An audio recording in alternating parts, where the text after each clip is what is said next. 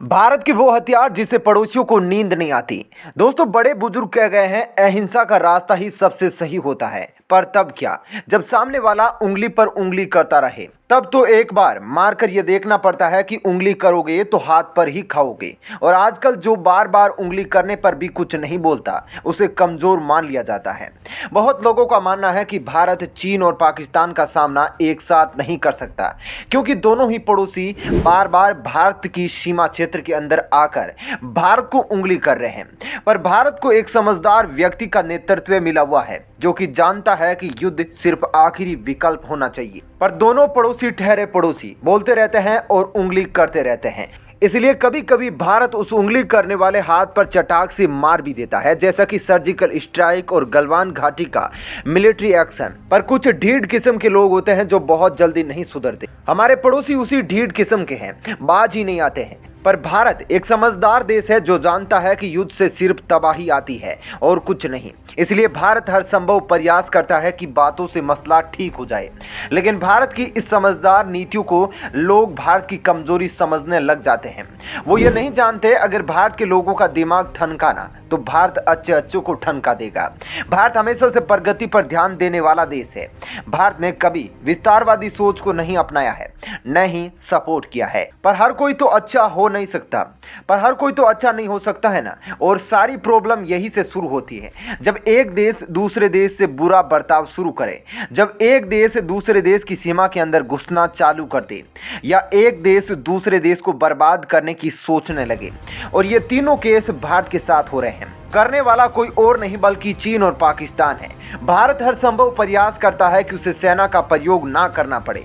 पर क्या है ना, जो जड़ बुद्धि होते हैं उसे सिर्फ डंडों से बात समझ आती है। लेकिन भारत की समझदार रणनीति के कारण कुछ भारतीय ही भारत को कमजोर समझने लगे हैं। तो ये वीडियो उन्हीं के लिए है, भारत के वो हथियार जिससे पड़ोसियों को नींद नहीं आती। इस वीडियो में हम उन हथियारों के बारे में बात करेंगे जिनके बारे में सोचकर चीन और पाकिस्तान थर थर कांपते हैं। तो शुरुआत करते हैं K5SLBM मिसाइल से। ये K सीरीज की बैलिस्टिक मिसाइल है जिसको पनडुब्बियों से भी लॉन्च किया जा सकता है। इस मिसाइल को DRDO ने बनाया है। यह मिसाइल 5000 किलोमीटर दूर तक अटैक कर सकती है। यह मिसाइल 2000 kg न्यूक्लियर वॉरहेड ले जाने में सक्षम है। यह मिसाइल MIRV टेक्नोलॉजी से लेस होगी। MIRV का पूरा नाम multiple independent re entry vehicle है। इसका मतलब होता है आप एक मिसाइल के अंदर कई छोटे छोटे हथियार रख सकते हैं, जो कि ग्रेविटी फॉल के दौरान अलग हो जाएंगे और एक साथ कई जगहों को अपना निशाना बना सकते हैं।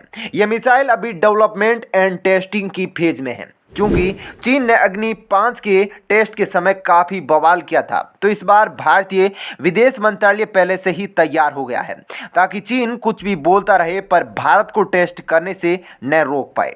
विदेश मंत्रालय ने इस बार अपने तेवर थोड़े तीखे रखे हैं। एक तो लद्दाख की सीमा पर बवाल और अरुणाचल प्रदेश के क्षेत्र का चीनी नामकरण। चीन अब भारत की नाक में दम कर रहा है, जिसके चलते विदेश मंत्रालय के तीखे तेवर जायज लगते हैं।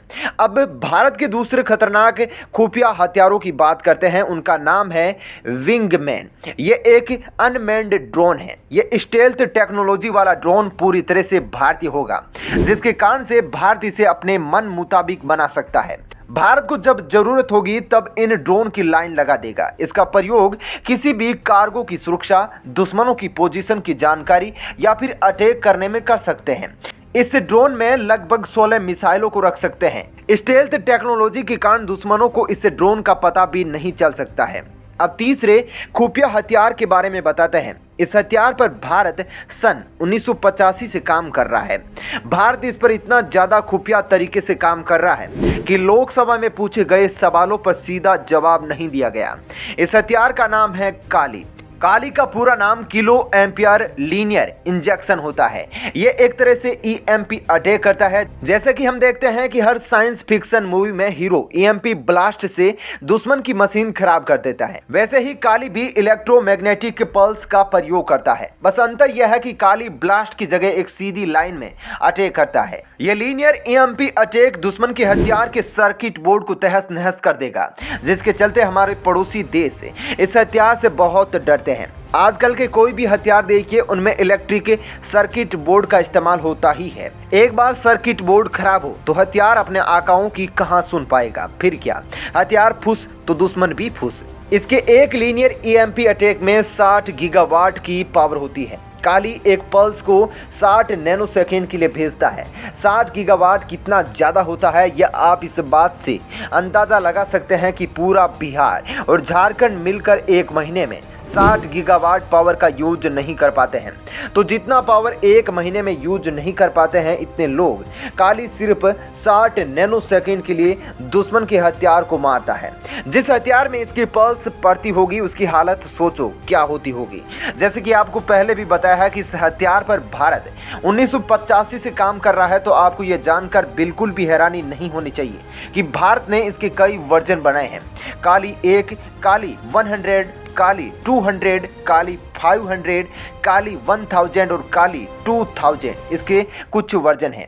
एक बार लोकसभा में तत्कालीन रक्षा मंत्री से पूछा गया कि काली को भारत की सेना में अभी तक जोड़ा क्यों नहीं गया है। इस पर जवाब देते हुए तत्कालीन के रक्षा मंत्री मनोहर लाल पर्रिकर ने कहा था कि यह एक राष्ट्रीय सुरक्षा पर सवाल है, जिस पर किसी भी तरह का कोई भी जवाब देना राष्ट्रीय सुरक्षा को हानि पहुंचाएगा। जो कि पहली बार में तो सीधा सा जवाब लगता है, पर अगर इस पर ठीक से सोचा जाए तो पता चलेगा कि पर्रिकर जी ने जवाब नहीं दिया, बल्कि लोगों के मन में और सवाल पैदा कर दिए हैं। काली है या नहीं, अगर है तो उसकी खूबियां क्या है, और क्या भारत ने कभी इसका इस्तेमाल किया है या फिर नहीं। लेकिन पाकिस्तान हमेशा से बोलता रहा है कि भारत के पास काली बहुत पहले से है, और भारत ने 7 अप्रैल 2012 को सियाचिन में इसका इस्तेमाल किया है। तो हुआ कुछ ऐसा, सियाचिन की एक तरफ भारतीय सैनिक पहरा देते हैं और दूसरी तरफ पाकिस्तानी सैनिक भारत में घुसने की कोशिश करते हैं।